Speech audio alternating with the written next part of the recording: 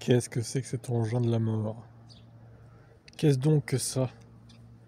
C'est donc ça une Chevrolet électrique? D'accord, intéressant. La marque avait déjà suscité la controverse en plaçant le moteur à l'arrière de la génération C8, une décision qui, malgré les critiques initiales, s'est révélée bénéfique sur le plan dynamique.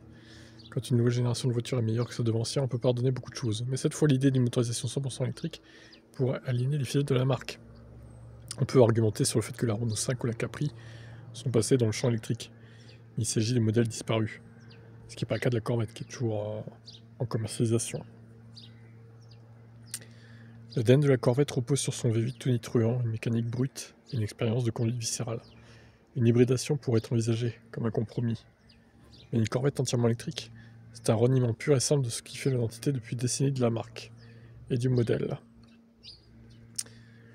La situation est d'autant plus déconcertante que ce nouveau concept a été aperçu au Royaume-Uni dans un studio de design récemment ouvert par General Motors à Royal Leamington Spa, dirigé par Julian Thompson, ancien designer de Lotus et Jaguar.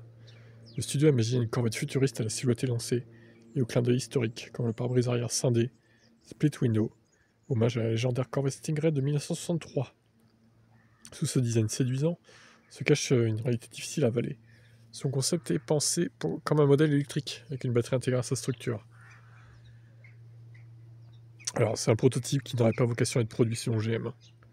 L'avenir de la Corvette sera électrique en visant peut-être une clientèle européenne plus sensible aux enjeux environnementaux. Ouais, bon, après, il pourrait la nommer autrement, au pire, c'est pas ce qui manque, les noms. Hein. C'est vrai que je peux comprendre que ça fasse grincer des dents, on va dire, mais bon. Pour l'instant, ça reste un concept, donc pas de quoi s'en faire pour les puristes. Je suis pas trop fan, personnellement, bof.